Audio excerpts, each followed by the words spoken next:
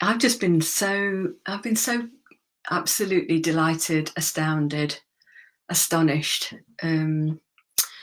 just by the responses that I've had to these daily yarns. Hey Lucy, hi Rachel. Oh, I'm so pleased that there's somebody here. um, so yeah, so tomorrow by what day is it today? Completely lost track. Tuesday. So on Thursday, assuming that I write it tomorrow, I'll be on my 50th daily yarn. I can't believe I've done 50 daily yarns. Published the first one on the 19th of March. And when I started, I really had no idea whatsoever about how long I was going to do this for, whether there'd be any interest. It was just a bit of play, really. Anyway, so there've been such a good response to them. I thought maybe people might be interested in maybe how they came about, or what happens, how do I do it, all sorts of questions. But I thought what I'd do is, I think, live streams, you don't want to be spending too long on here, so maybe I'll talk for, I don't know, I could probably talk forever, but let's try 20 minutes or half an hour or something like that. And I'll just tell you a bit about how it all came about and what happens. So sorry, I think I'm rambling a bit here. Sorry about that. So just to take a step back, I've been writing pretty much every day for over 10 years. And probably if you look at that, 99.9% of what I've written has never seen the light of day. It started off as something that was almost forced upon me. I had to do a reflective practice when I was doing my coaching qualification at the university, and it was hard work. Like, it wasn't something that came naturally to me.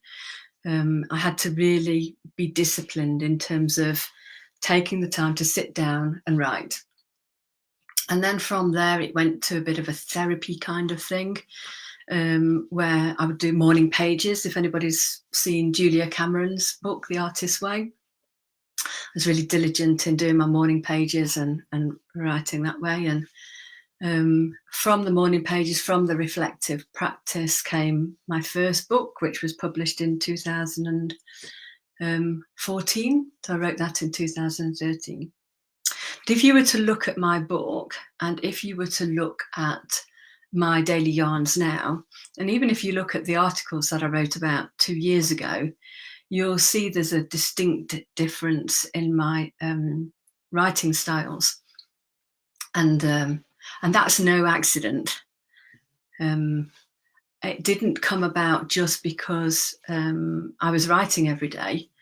It came about through attending and being taught and mentored a particular way of writing. So I'm just going to give that a plug right now, because it made such a huge difference to my writing. So this is Jack Grape's Method Writing first book, and this is Jack Grape's Method Writing advanced book. You'll see it's called The Art of Tonal Dynamics. And so for since 2018, I've been studying with the wonderful, wonderful Jules Swells. I'm going to give her a plug. Brilliant mentor and writing coach. I've been studying the Jack Grape's method writing with her, and it's as a result of that my writing has changed so dramatically. And it's through practicing the exercises, working through them, that it's made such a difference in my writing. It's part of the reason why, I don't know if you've kind of noticed, but there isn't like a single style that works, that goes through all of my daily yarns. You'll see it shifts and it's changing. It's one day it sounds different to another day, and it's all me, it's all my voice coming through it. But you can see that there's a lot of different tones and dynamics and shifts and changes. And hi, Rebecca. And so that's how the writing is so different. So how did my yarn start? And I think it might be useful just to say a bit about what my process is. So how it started, I write every day, and I had I subscribed to various writing journals and newsletters and things like that. And a request came through on one of those for submissions for a short piece to be published in a magazine.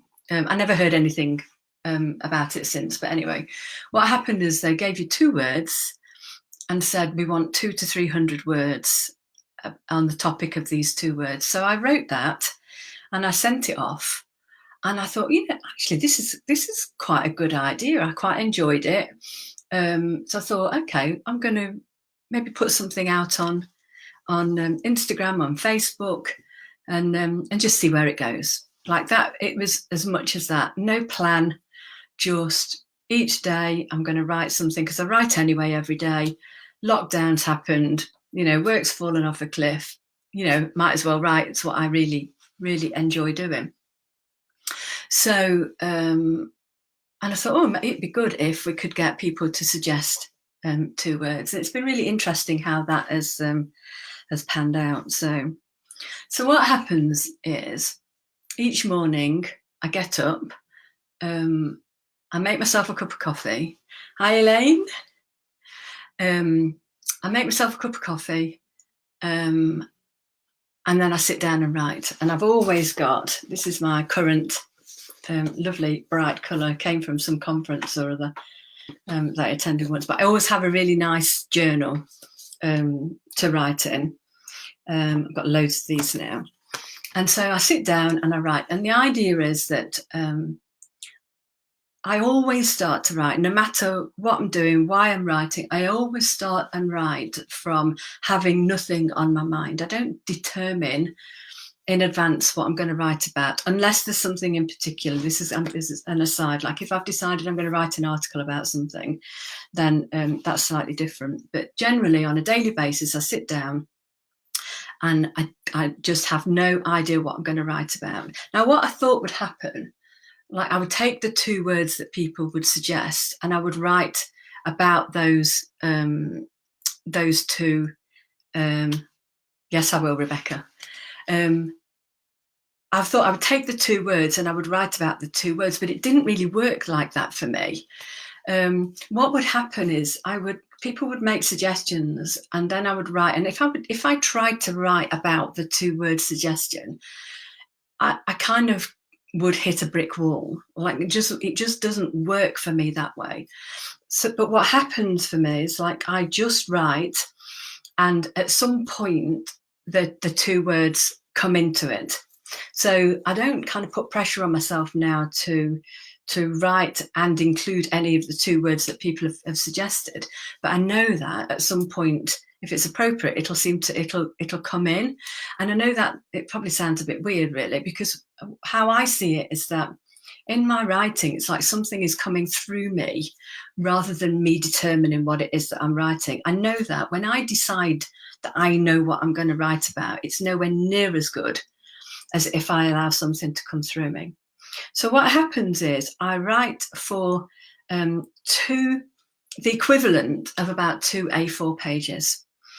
And the reason I do that is because I know that at least the first part of my writing, very often it's usually discarded. It's like the front end of my writing is just kind of me settling down, getting stuff out on the page, and then allowing and enabling something to come through. So I pretty much will write 2 whole pages, and this is how it goes most days. And then what happens is then I take what I've written, and so if you think, like, I'm only posting the articles that I'm posting, the yarns are always less than 300 words. So that's the equivalent of about a half of an A4 page. and I've written 2 A4 pages, so I'm condensing down a lot. There's a lot of editing that goes into it to get it down to that piece, because what I know that happens in my writing is there's an awful lot of kind of repetition, there's an awful lot of superfluous stuff. If I just published what I wrote, I don't think anybody would bother reading most of it, because it's not tight enough. It's not edited enough is not the word that I'm looking for, but it's not interesting enough. It's not compelling enough. What I want to do is I want to put out something that really hits the nub of what it is that is coming out in the story. So and is interesting to people to read and compelling to read, and it has all those shifts and tones in it, which is where the exercises come into place from the method writing. So, for example, what you might see is a little bit of something called straight talk. I think in my yarn that I put this morning, you would see that as I think I wrote something like "fat lot I could do about it." You know, it's just a piece of straight talk. It's a conscious bringing in different tones. You'll also notice in my writing sometimes there's some repetition. You know, like the Martin Luther King's speech, "I have a dream," where he repeats, "I have a dream, I have a dream, I have a dream." He repeats over and over again. It's a really, really conscious choice being made in the writing, because it gives a different sound to it, a different feel to it, a different rhythm to it. And then there'll be other aspects where we might put a bit of surreal sounding stuff in, or a bit of really crunchy vocabulary, all that kind of thing. All of these kind of different dynamics have been a conscious choice in terms of getting it into my writings. All what I've learned in the Jack Grapes method writing and through the wonderful teaching of Jules. So what I'm doing when I'm editing is I'm making sure that I'm bringing all the different dynamics into the writing, because I want people to enjoy reading it. And I know that if I read writing that is all just one tone, just one monotone, it gets pretty boring. And I also know that actually sometimes if I'd have put out my initial writing right at the beginning, the 2 A4 pages, any messages that are in my little pieces, because if you look in all of the pieces, there is a little bit of a message. There's a bit of a bit about my understanding. I don't purposely say, okay, I'm going to write this and this is the message that I want to give, but there's always something in there about the message. So, like, again, if I just talk about this morning's, it's like realizing that love is the most important thing at the end of the day. I didn't plan to put that in the writing. That was the message that comes through in the writing. So that's kind of how it does. And then after that, so it's I've done all of that, I've edited it all, then I find my little photograph, do it in Canva, edit it in Canva, find a photograph that seems appropriate to the piece. And then what I do, because this is all done on the day, so like you might notice that some of the posts are about 7 or 8 o'clock in the morning. I'm not doing this before then, I do it the day before. And then what I do is I set it up on Instagram and schedule it for the morning. And Facebook, I post it fairly early on in the day when I get up. So all told, it probably takes an average of about 2 hours to come up with the final pieces that get published. So it's not really a quick process. I mean, it might look that way, because they're only short pieces, but yeah, they take quite a bit of time to get them to a point where I'm satisfied that I'm happy to put them out there. Now, also, what I also know is that editing it so close to publishing them, or so close to writing it, you only do a certain amount of editing. And now when I look back on some of the pieces, I'll probably edit them even more to make them a bit more dynamic or a bit more interesting. But generally I'm happy with what I've put out already. But I am thinking that I might pull all of these now into a book, into a very short book, and maybe get that published, in which case I'll probably edit them a little bit more.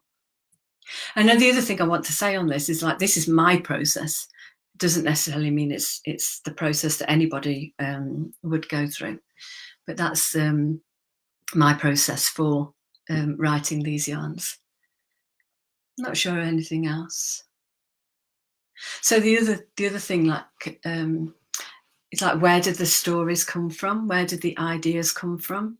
And this has been the fascinating thing for me, because I don't know. I have no clue what I'm going to write even before I start, and even sometimes when it becomes fairly obvious fairly quickly if I'm going to go with if the writing is going to be about somebody's 2-word suggestion. But I can pretty much guarantee that if somebody says to me 2 words, in my head I might have an idea about where it goes, but when I actually start putting pen to paper, it goes somewhere completely different. So I remember Suzanne's suggestion of 2 words being uncertain goodbye. And I thought I had an idea about where that would go, to do with I can't remember what it was now, but I remember when the writing actually came through, it was something completely different. And what astounded me about that writing was that it could be read in 2 ways, in terms of saying goodbye, because we can't see people now because of the pandemic, and also saying goodbye if we've lost somebody. That's the power of trusting this intelligence that works through us in terms of writing. I think if you talk to any author, they will tell you that it feels more like something is coming through them. Or I think one author talked about, it felt like taking dictation. There's something that comes through us when we get out of our own way. So I'm pretty good at not deciding in advance what I'm going to be writing about, and trusting what comes through me. And the exercises, all these different dynamics, you practice. And what it does, just in practicing all the exercises, it enables all of our own thinking, our own ideas about what we should and shouldn't be doing, or what we should and shouldn't be writing about. It somehow bypasses all of that and brings something through. So the stories come through from following the exercises. Now, when I'm learning the exercises, I've been doing quite a few now. There's still plenty to learn, I'm sure, but I've done quite a lot now. So whereas at one time I would just do one exercise at a time, what's happened over the time while I've been learning this is that I get a feel for when to use the different exercises in the writing to bring the dynamics in. So I start with, one of the main things is starting with how we talk normally. It's our voice we want people to hear. We don't want to be trying to emulate somebody else's voice, but actually writing in our own voice is one of the hardest things to do, surprisingly. So I'm always starting with writing how I talk, and then looking for different words and phrases in my writing which I can mine in order to take it to a different level, and doing that in the way of the way that Jack Grapes talks about in his book, takes us in directions that we would never have dreamt of before. And it just astounds me that day in, day out, I can sit down and write and start with the same sentence. The first line, I often sit down because I'm sitting on the sofa. I often start by saying, I'm sitting on the sofa, and then something else follows. And the sentence that follow are never the same sentences. I don't remember ever repeating the sentence after that. And it just takes it in a different direction. And so the ideas come through in the writing, as opposed to me deciding in advance what I'm going to write about. And even those times when I have an idea what I write about, because sometimes, for my articles, for my work, there's some things that I particularly want to write about, but I only ever know the maybe the heading. I trust on this other intelligence working through me to come through in the writing. Gosh, that's 20 minutes already. I'll just go for 10 more minutes.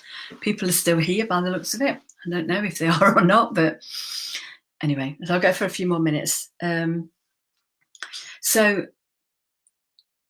I've been posting these now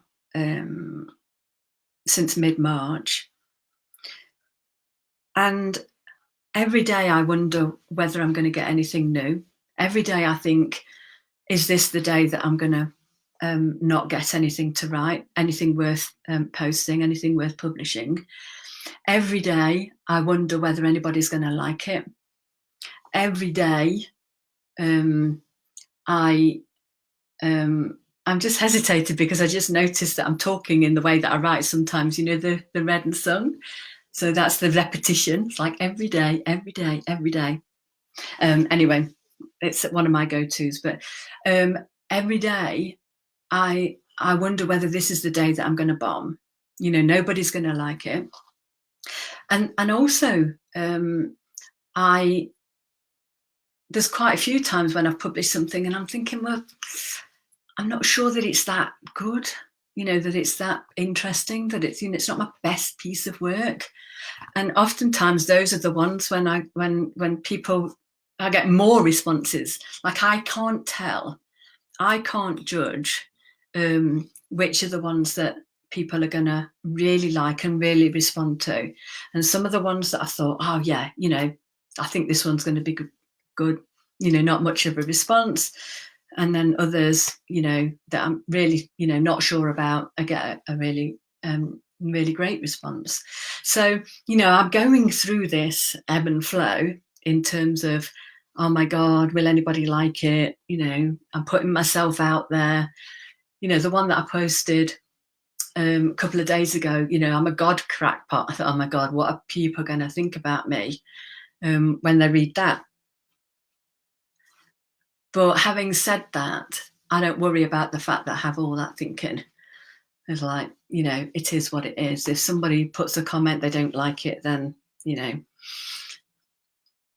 that's to do with their opinions as opposed to the quality of my writing. So I don't know quite how long I'm going to go on doing this because it feels like I don't have a control in the matter.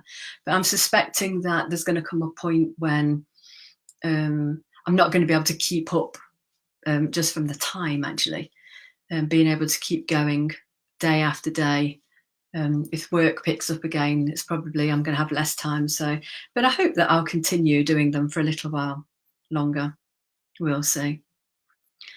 So Rebecca said, could I share the author of the writer's books on this chat at the end? I will. I'll put, so it's Jack, oh, that's the advanced one. You want to start with the initial one. Whoops, get this. Jack Grape's method writing. And I'll put it in the, I'll put it in a comment because I know when I was looking for this to start off with, you have to do the search, Jack Grape's method writing. If you just search method writing, you don't find it. And I'll also put Jules's, the person who's my writing teacher, her details on as well. She's based in America, but she's an amazing teacher. I know Lucy, she can probably vouch for that as well. I know she's just started the classes. So I think I've run out of things to say just for now.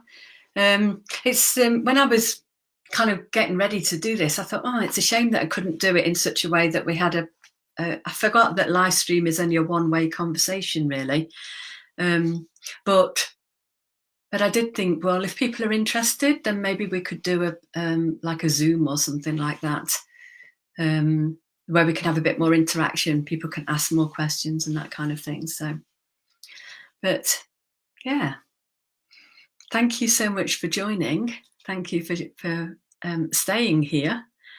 And if you've got any questions, you want to ask me any more, any different things, then yeah, just contact me on Facebook or however Yeah, yeah, Lucy there. There's a 10-second delay, isn't there, on live stream?